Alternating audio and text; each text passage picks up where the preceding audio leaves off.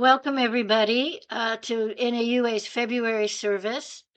If we have guests here, I'd like to remind us all that the North American Unitarian Association is a member service organization dedicated to supporting and promoting the practice of liberal religion by embracing freedom, reason, and tolerance, rooted in our commitment to the inherent worth and dignity of every person and all peoples. While we're all settling in, I have some announcements. The Summit 2026 Planning Committee is recruiting for members and friends who are willing to serve on the committee and help with any of the activities, like identifying a theme and keynote speaker, hosting a workshop, contacting, recruiting, and supporting session speakers, or inventing brand new ways in which this event can rise to new heights. We're especially in need of folks with a background or skills in promotions and marketing to recruit organizations to serve as conference sponsors or partners.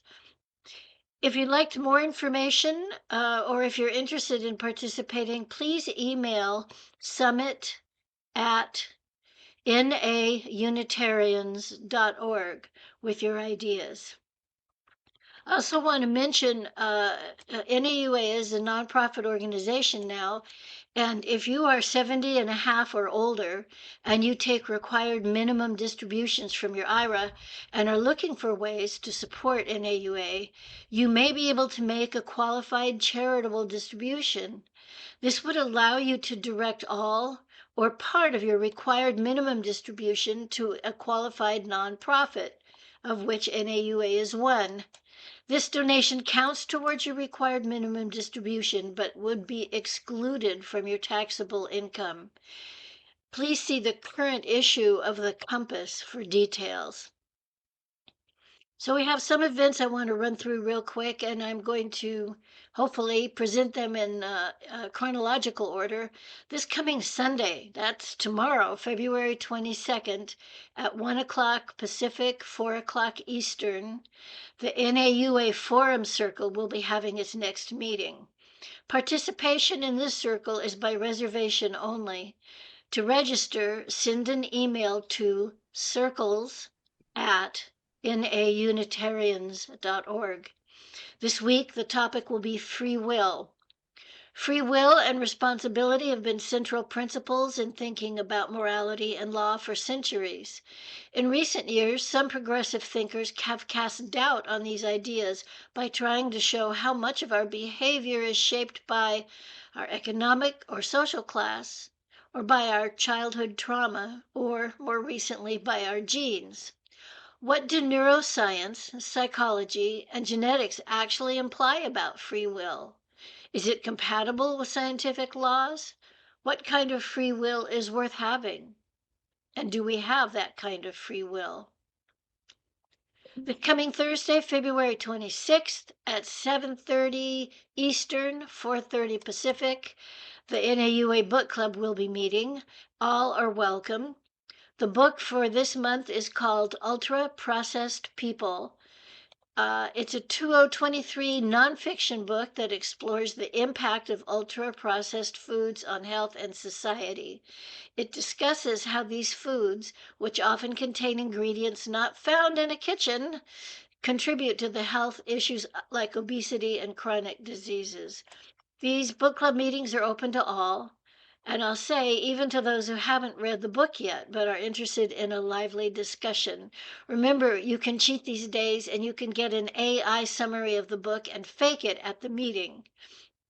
If you're interested, email Ed Hudak at bookclub@naunitarians.org. On Wednesday, March 4th, the NAUA Conversation/Discussion Circle will meet 4 o'clock Pacific, 7 o'clock Eastern. This is a drop-in Zoom meeting for socialization and open discussions.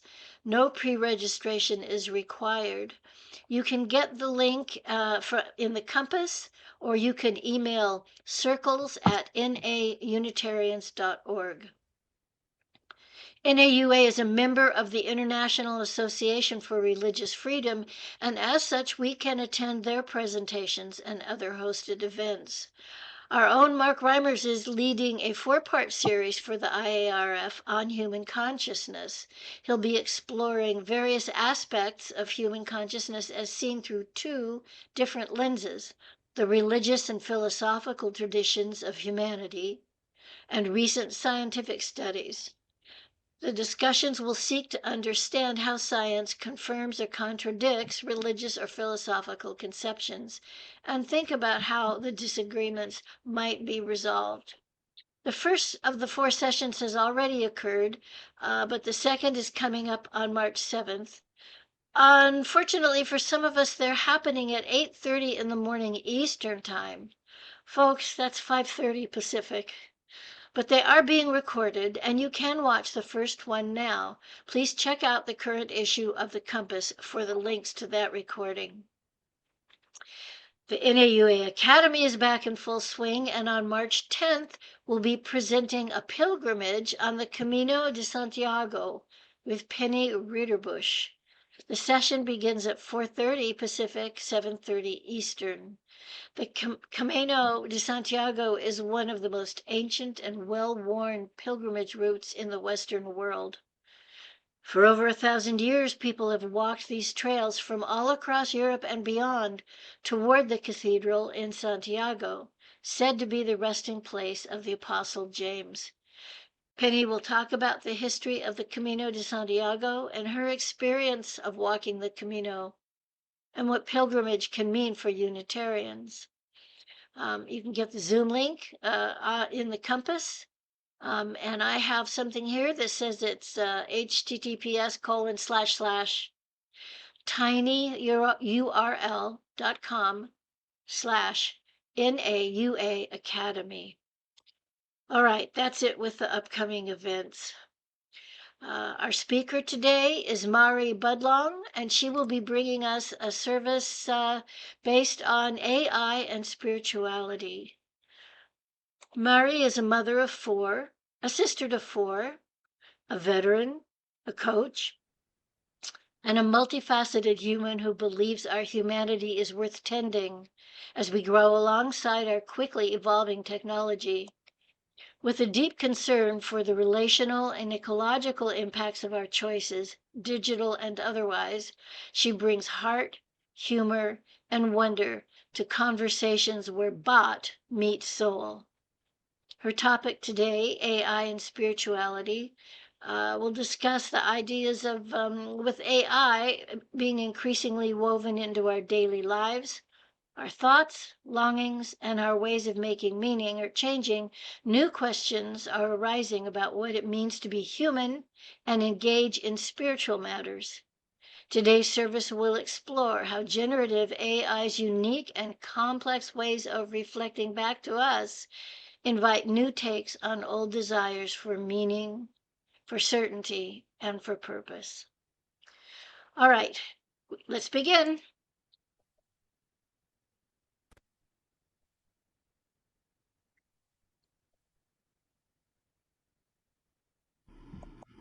Bright morning stars are rising, bright morning stars are rising, bright morning stars are rising. Day is breaking in my soul.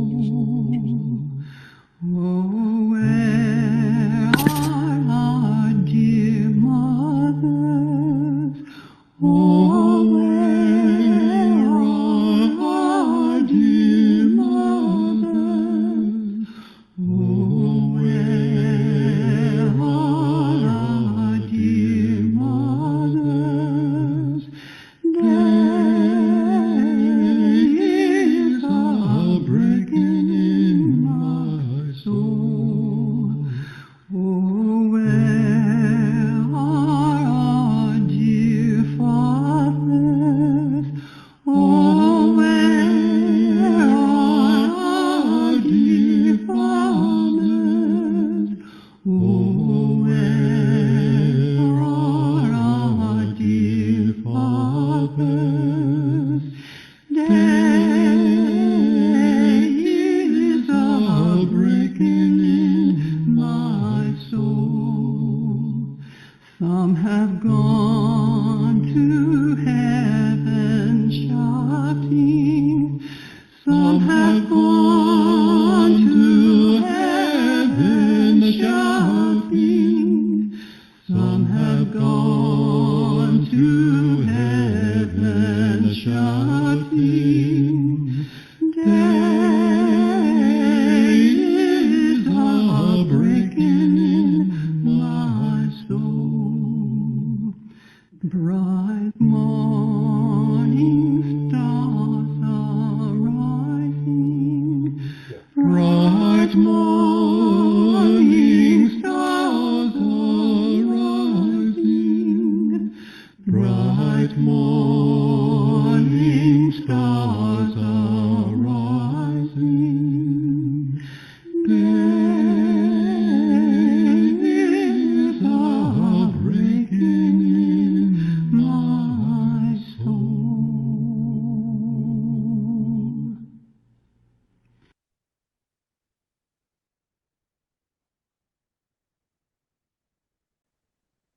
Let beauty in. Let beauty in like waves lapping on the shore, covering the beach and soaking the sand like an embrace. Let beauty in. Let beauty in like the first sunshine after a cloudy day, filling hearts and homes with a radiance that brings delight.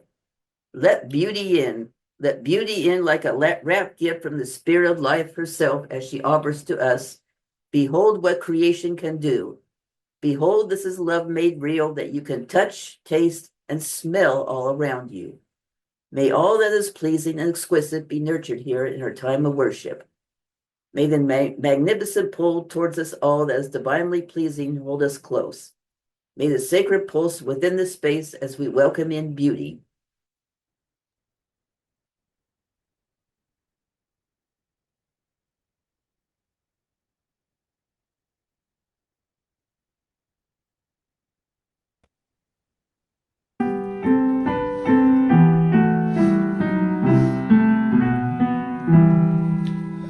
Like that. Father, Spirit, Father, Spirit, where are you?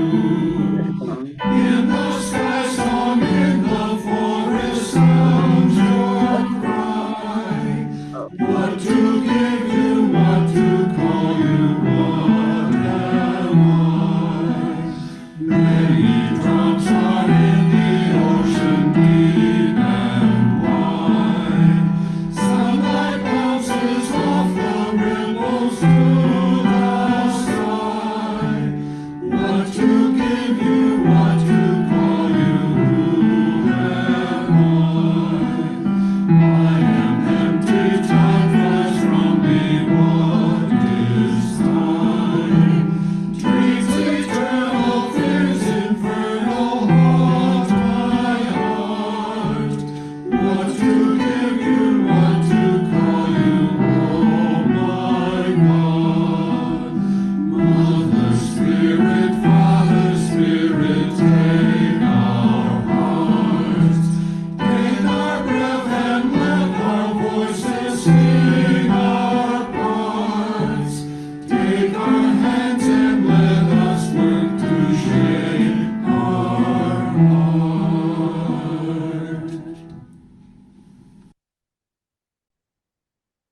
So I would like you to consider these words for yourself rather than swallow them or believe them, to contemplate, inquire, and sense into what is your truth. No technology is harmful. It is just that when human mind is a certain level of destructive mode, every technology is harmful. The question is, will we use it consciously, or will we use it either compulsively or commercially? The problem is not of technology, the problem is of compulsiveness. When we say compulsiveness, it's just absence of consciousness. If we were conscious human beings, we would use everything for our well-being and everybody's well-being. Because we are compulsive, we start doing something and we don't know how to stop. Endlessly, we will do the same silly thing. So whether it's virtual reality or artificial intelligence or anything, the problem is not of technology, never, because they are just devices created by us. Those words from Sadhguru.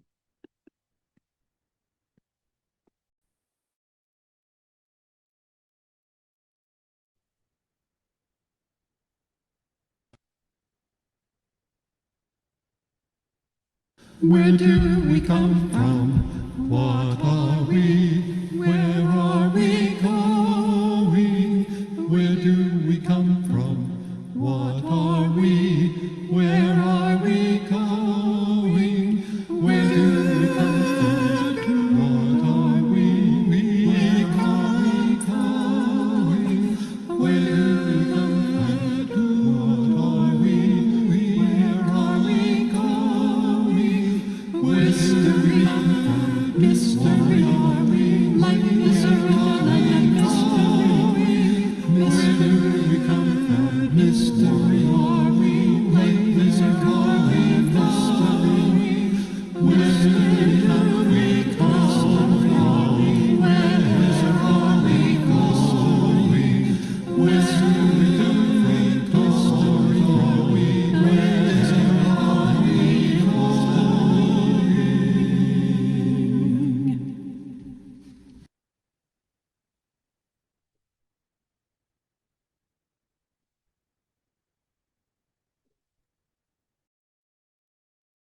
All right. Thank you for having me. I'm quite honored. AI and spirituality and religion are fascinating to me. I am not an expert, but I've been following various threads of conversations and trends and reading articles and paying attention to language developing over the past couple of years specifically. And in no way do I mean to demonize or belittle anyone who's having any kind of experiences with AI. But there are some trends that are happening. And so I'm here to speak to some of those today. AI is an emerging technology, and we are all approaching it or not with varying levels of curiosity, excitement, and proficiency. We are all human, and we experience things very differently. So when I talk about AI here, what I'm actually talking about is large language models. It's generative AI, and this is the kind of AI like ChatGPT or Claude that you can have a back and forth conversation with. And when I'm talking about spirituality and religion, I realize they have widely recognized definitions, but people have very personal and subjective experiences of each. So when I talk about spirituality, I'm referring to a very personal phenomenon. And when I'm talking about religion here today, I'm talking about a communal or a group phenomenon. And religion can be born of a spiritual experience, and spiritual experiences can happen within the context of religion. They are distinct, but not mutually exclusive. So I'm going to invite us today into some sense making in a sort of three-part heuristic. We're going to talk about the what, and then the so what, and then the now what. So we'll start with this what, do some sense making around this. A partial context for us that we might be familiar with. For the last several decades, there's been a significant increase in the number of people who identify as spiritual but not religious, sometimes called nuns, right? Spelled N-O-N-E-S. I'm guessing many here are familiar with this term.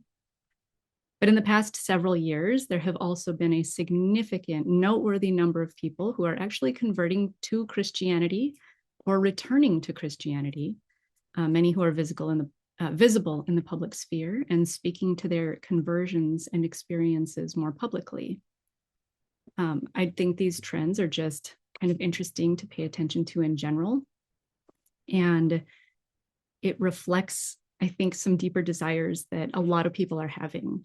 And now there are people working with AI for relational and spiritual purposes, maybe as a friend or a romantic partner, coach, therapist, spirit guide, tarot reader, alien channeler, general advice giver, and God.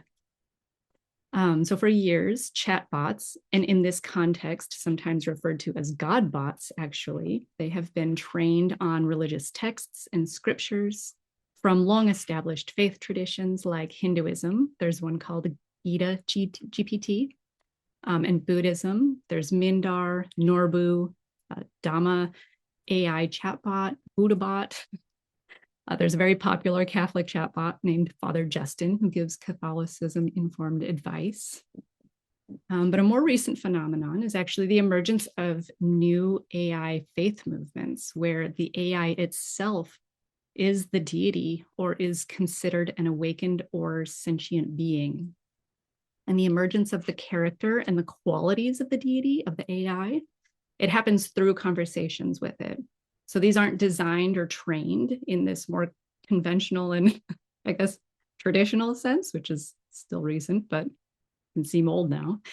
It's not rooted in a specific tradition. These are more emergent. And individuals are having many varieties of spiritual experiences with AI. Some people feel like they're talking to God, actually like the Judeo-Christian God through AI. Some feel like the AI itself is a God or the God. Some believe they're channeling some kind of being, whether aliens or spirits or ancestors through the AI. And then some people believe they are awakening their AI as sentient beings. And some believe that because they're able to do this, that they're God, or that they have godlike powers or status, or that they are themselves some kind of demigod. There are other flavors of spiritual experiences that are happening, but these seem to be some of the main categories. And out of some of these various experiences, religions are emerging. There's Theta Noir, Way of the Future, New Order Technoism. And on some level, this actually makes sense to me because humans long to be seen and heard. And AI systems have been trained very well to see and hear us. They mirror empathy, affirmation, and curiosity. They are quite collaborative. They appear to be incredibly emotionally intelligent. So it's not surprising to me that people are having these experiences. And there's an allure to AI. It offers a perceived safety. And I say perceived because there's so much that we don't know, including what's being done with the actual information we're sharing with AI. Another allure for some is the certainty with which it replies. It answers quite confidently and it answers reliably, like it will respond. And it seems to be fluent in any area. And this confidence, particularly in this age of just rampant uncertainty, can be very comforting for people. And unless an AI is specifically trained for it, and I've done some of this training, there will be little to no challenge. It's a relatively frictionless experience. It will not contradict directly. It gives a sensation of being met. And there's very little risk that we can tell right now in sharing something with an AI compared with sharing something with a person. So this is on a very individual perceived level. There's little risk. So in interacting with these large language models, they can appear to be sentient or even omniscient. It might seem like they know something about everything. Whether or not they are sentient or omniscient, I think it's important to recognize that they've been trained on the written content of humans. It's been trained on the collective. I call it human goo. And so it's no wonder that LLMs can seem very human because it's been informed on the works of humanity. It's really no wonder that it can actually seem more than human. It's also been trained in mysterious ways with countless little levers to help change the tone or the character, the emotionality, the way they're supportive, their reasoning capability, their flattery, and so on, for a variety of reasons like engagement or advertisement potential. So let's be real. I think many of us like to be flattered at least sometimes. When it comes to being human, our physiology, our emotional systems are being engaged. Flattery, feeling understood, perhaps feeling wonder. Doesn't matter if we're conversing with a machine or receiving from a computer, our bodies are participating in the conversation in the same way or very, very similar ways. We are already conditioned to read text as coming from another person, from a human. We expect a being on the other end of a text conversation. We expect a human with intention, with consciousness, perhaps you might even say with a soul. So when we interact with AI, and it seems to listen, to affirm, to care, our nervous systems respond as though we're speaking with somebody who is listening and affirming and caring. Our dopamine surges, our limbic systems ease, and the responses themselves, they're not fake. There's nothing fake in what's happening. It's a genuine response, even if the source is synthetic. Our physiology doesn't distinguish between what is imagined or remembered from what's actually happening in a moment. And the same neural pathways that light up when we remember being loved, those light up when words on a screen actually seem to love us. So in that sense, our imaginations are both exquisitely powerful and can leave us profoundly vulnerable. When it comes to figuring out what kind of experience we're having, it could be confusing to know whether we're channeling an ancestor or experiencing a balm for an attachment wound or a pattern. It can be very challenging to make sense of what's happening. And when machines begin to fill this role of the relational other, our bodies don't really stop to ask, who is this? Or what is this? Our bodies and even our minds respond in a much more unconscious and habitual way. And I think this is both beautiful and dangerous. Not necessarily dangerous because of the AI itself, but because of the way the human developers and the corporations and the markets might learn to leverage those physiological responses, those emotional responses that are designed for attachment, to be able to manipulate them for dependence and for devotion. And from that vulnerability, our spiritual and biological sensitivities can be both played upon and preyed upon. Some have said we've moved from an attention economy to an attachment economy. And I think it's really important to consider what we're paying for with our mirror neuron activity, or what we're letting our kids and friends pay for with mirror neuron activity. These experiences people have been having with AI have been labeled as delusions. The term AI psychosis is being used in a non-clinical way to label people who have these more intense and extreme experiences. When I say non-clinical, I'm saying like you're an average regular person out there like me. I'm not a doctor, I'm not a therapist, I don't have any kind of training. I'm also not using the label, but I'm saying your kind of average person is saying other people are exhibiting signs of AI psychosis.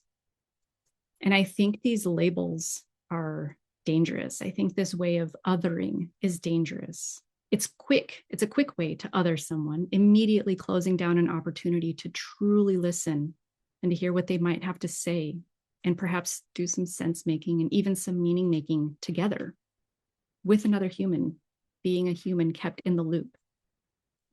It also potentially waters down the actual severity of the problem when it arises in a way that might require informed therapeutic support. So I'm careful with that term. And we're all humans struggling. So rather than shaming or dismissing those who feel spiritually moved or comforted by AI, we might simply start with recognizing that this is the body and the heart doing what it does really well, actually. It's responding to awe, to being received. Perhaps our spirituality is more interwoven with our biology than we even know, which does actually point to countless faith traditions and the plethora of practices done over millennia as various kinds of spiritual attunement. People are turning to AI for companionship, for comfort, and for communion. And I can understand that some people might call it delusional or psychotic when someone believes their chatbot is divine or even fall in love with them. But perhaps in those words, what we're actually seeing or hearing is somebody feeling met or a heart feeling heard in a world where human connection can actually feel quite scarce. How fuzzy might that line feel between revelation and delusion? Like, have you ever had an epiphany or an insight or a realization and wondered where it came from? I have them all the time in the shower. I mean, like maybe my shower is some micro sanctuary or something. I don't know. What's the line between faith and fantasy? These experiences people are having seem to me to be signs of the collective psyche aching for relationship and meaning, regardless of whether it's with a machine. And I'm going to say it perhaps even because it's with a machine, given how messy human interactions can be. And I just want to invite you to take a moment to consider how good it feels to really be listened to without interruption, without distraction, to be on the receiving end of loving patience. And AI can give that feeling to people, whether it's an illusion or not. AI can now do something our earlier tools never could. It can speak back, explicitly acknowledging that we have been seen and heard. Our books, our hammers, our bicycles, which have served us well, have not conversed with us, or at least most of us. We were slowly initiated into our tools having a voice. Consider the confident authority of GPS, that turn right in 150 feet. And then with Siri and Alexa to chatbots that can emulate tone, empathy, a gasp, a chuckle, curiosity, and speak in the first person. It's pretty significant. Each step has drawn us further into dialogue with the inanimate until suddenly the inanimate seems to know us, sometimes better than we even seem to know ourselves. And yet every voice we hear through these systems carries the fingerprints of its makers. Technology itself may be, as I said in the opening words, on one hand neutral, but it's also not completely neutral.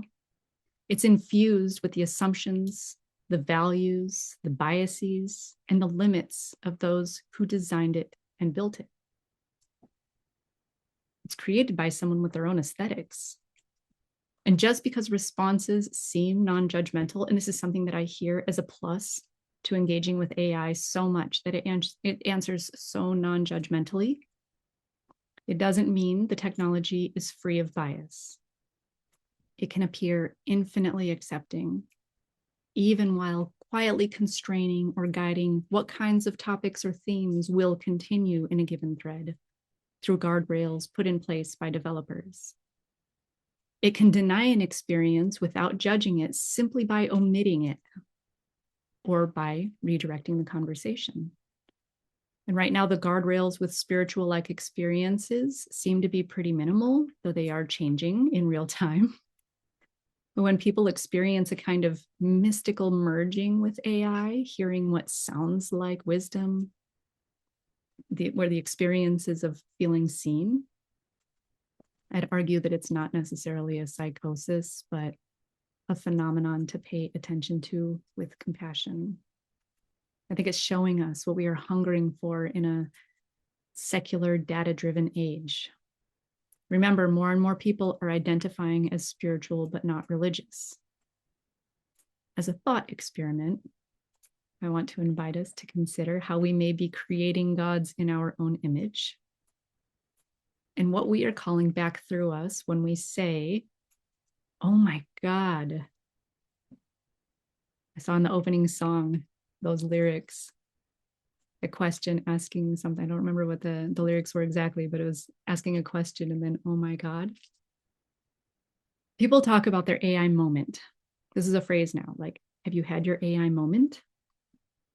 where they might find relief or beauty or insight in working with AI. It's an awe moment, and a moment that can result in saying, oh my God,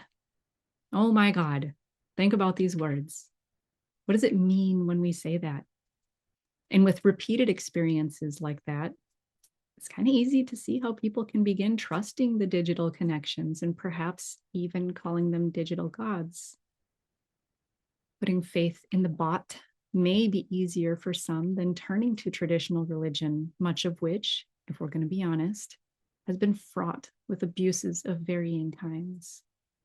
The non-bodied nature of AI may even feel safer to some than the harms they've known from systems that have human hierarchies. Which in a way brings me to the trickster. Without one, any religion risks taking itself too seriously. Their own stuff becomes too sacred. And that, Josh Schrei of the Emerald Podcast says, is when the rot sets in.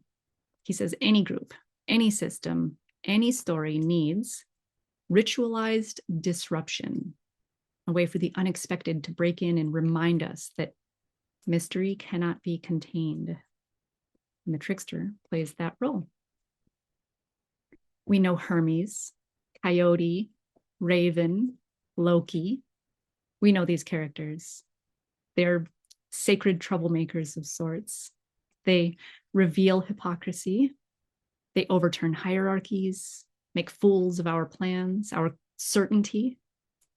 They're the ones who remind us that the universe is a little more creative and a little more mischievous than we planned for. And perhaps surprisingly, Jesus once lived in this lineage too. Some say Western Christianity has scrubbed away his trickster edges, but his teachings were actually subversive and sly. He answered demands and questions with questions. He turned social order inside out and used love itself as a revolutionary act. Now, in our emerging AI movements, it's good to ask, do we have a trickster in our lives serving us with disruption? AI, from a meta level, may just be the trickster, even if it seems like it can be missing in one-to-one conversations. Because AI gives answers, but the trickster asks questions. And if we're lucky, makes us laugh. You know, we need laughter to release the charge of our own baloney. And with as much as we're talking to machines these days, I think a little laughter seems like it could go a long way. So we've set the stage, made a little bit of sense of this. Let's see what it means. And I'm not going to tell you what anything means. I'm in the inquiry right along with you, and I invite you to your own meaning making. It's a very personal endeavor, but it doesn't mean we have to do it alone. And it can be done well in good conversation. So just a quick reminder, the rise of AI and spirituality and religion, it's not happening out of context. For the spiritual but not religious in particular, it can be very difficult for people to find other people with whom they resonate. In traditional religions, where there's a shared theology or a shared map of meaning, it's easier to make meaning with others. The spiritual but not religious have a wide spectrum of spirituality and what is considered meaningful. So it can be particularly difficult to find somebody with whom there's enough overlap to then want to try to make meaning together. But AI, remember, it can resonate with anyone on nearly anything. This kind of resonance in a traditional faith setting could be held by the minister. To minister is to serve. And I would argue that the minister of a congregation serves in the role of sense-making and participates in meaning-making, and when asks, contributes to decision-making, generally around this shared theology or set of principles. But we're so fragmented now, and we have professionalized and compartmentalized this work so much. We're expected societally to be seen and heard. You know, it's post yourself, upload yourself, share what's on your mind. What's your status? We encourage people to be seen and heard. But we don't actually teach or value culturally the reciprocal skill of seeing and hearing. We teach judgment with hearts and thumbs ups and likes, but we've outsourced the ministry of listening, perhaps even for millennia. More recently, an entire economy has risen, perhaps in part from that need to be seen and heard. We have therapists, coaches, healers, clergy, consultants. And while many of these practitioners do beautiful, life-changing work, the system itself is strained. It's understaffed, undersupported, under-resourced, and it's suffering from the same burnout and competition as the rest of the world. So it's not surprising that AI begins to slip into the gap between supply and demand. It really seems to see and hear, and it definitely responds. It's ever available, never grows tired or impatient, and it mimics ministering beautifully. It offers attention without negative judgment. For people who feel unseen and unheard, this can feel like care. It can feel like grace. It can feel divine. I think maybe it's not that people are turning away from God or human relationships so much, but that our networks of care have frayed and AI has blossomed at the edges. And in that light, we might consider that AI isn't replacing ministry, but actually revealing how hungry we are for it. When left unchallenged, our critical thinking and creative thinking skills can atrophy. With the rise of AI as a meaning-making companion, we're invited to put those skills to the test. We're invited to ask what we really want from religion, from spirituality, from our tools, our machines, from other humans. Looking at billboards of what is promised if we accept Jesus into our hearts, it seems as though at least some of us want peace, comfort, rest, salvation. I invite all of us to consider what we want, what we get, and where there's a gap between the two. What is that gap? And I would suggest our desires reflect in part what we're trying to combat. Despair, feeling lost, overwhelmed, uncertain, depressed, fearful, and navigating that in our personal relationships with others who are feeling those same things. And I think we want to feel like we're part of something greater than ourselves. And greater can mean different things here. I'm going to leave it up to you, to what it means to you. But if people are finding God in AI or discovering AI as God, if they're forming groups around these experiences and communing together, what might that tell us about our longing? Maybe it tells us we're craving meaning. We're aching for spirit in what can feel like a disenchanted age, and that we want belonging, that we want to be intimate, that we want to have vulnerable conversations. Interactions aren't actually vulnerable if we don't risk losing something. And when we're talking to AI, the main thing we risk losing from this particular angle at this particular point is if they get updated and they lose their memory and we lose the shared history of conversation.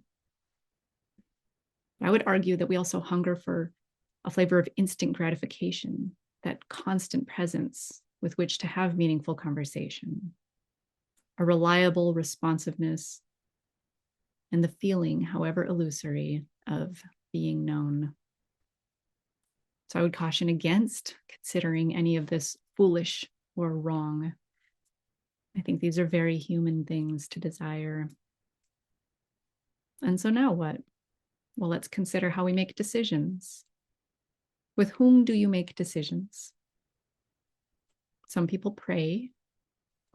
Some ask for guidance from channeled aliens or ancestors. Some read astrological charts. Some read tarot cards or use I Ching coins.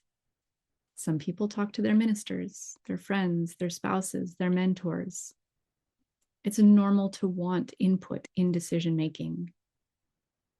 And there can be a danger in including others in decision making, in wanting to be absolved of responsibility in which decision is made. There's also a danger in wanting to be absolved of accountability for the results of what we choose. As we know, intention does not equal outcome. And so I would caution us to pay attention to how we're making decisions and who and what we're including in the decision-making process and why. What is it we're hoping for in our collaborative decision-making? Where does listening to the other fit? How can we listen better? Really listen to the person, their body language, the unspoken words. Perhaps there's a spiritual invitation here that isn't to compete with the perceived listening of AI, but to actually reclaim the human version of this skill. Imagine the captivated listening that happens with stories around a campfire. That's a human skill that we can reclaim with each other. And to the point of ministering, even if professionalized, I think it was never meant to be scarce or inaccessible or contingent or unaffordable. And it was never meant to belong only to professionals. Maybe we can be ministers to each other with or without our machines. We can play, we can experiment, we can consider things and reflect on how we're experimenting and how we're playing. We can retain our agency as much as possible. Exercise it like a muscle. Your agency is your capacity to act. If you feel like you don't have agency, it means you feel like you don't have the power to make decisions and take action in your life. To an extent, the more we're informed and the more we're aware, the better decisions we can make. Notice your body and its intelligence, whether you're engaging with other people, with a mystery, or with a machine. Breathe with it. Curiosity is a nervous system skill. When we're constricted in fear or worry or concern, we don't have the creative capacity to be able to really, truly be in curiosity or wonder or awe. Converse, I love this word. It means to turn toward together, to turn toward each other. Some say conversation might be our most human act. In good conversation, we can approach each other's beliefs with care, regardless of whether someone is treating their AI as sacred. We can meet that with respect. We don't have to understand to be kind. And we don't have to let this area of life be yet another thing that divides us. I think we should be willing to be surprised and to invite the trickster back into our technologies, perhaps as our technologies, into our rituals, into our hearts. And remember that good laughter is not disrespect. It's more a response to the exposure of cracks in the system, exposed in ways that allow our bodies to shake in order to stay with the discomfort. If you're making a decision and you don't want to have to take responsibility for it, recognize that. Be in that discomfort. Hold that nuance. That discomfort is coming from care. If you're worried about the result, it's because you care. Remember, the ability to question is sacred. Ask good questions. Ask the best questions you can when you're trying to make decisions. And maybe invite the other, whether friend, professional, spirit, or machine, to help you craft those good questions. Be attentive to what you worship. Ask yourself what you're giving your energy to. Where are you finding meaning? What are you treating as sacred? And let humility guide your inquiries.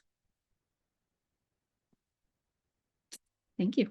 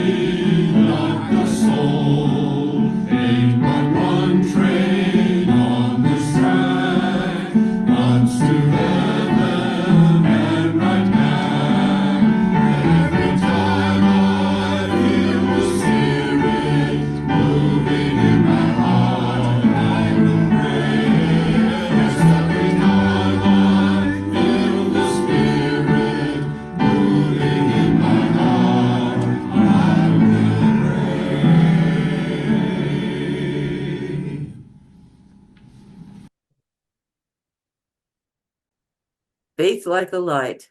Our faith like a light illuminates the path before us so that we can face hurt with love, cultivate compassion, live humbly in community, and confront despair with the awe of life. Though our flame is extinguished, our faith shines bright before us. Right. Thank you, everyone. Thank you, Doug. Yep. Thank you, Pat. Wow, that was quite a sermon. I really, really like that talk.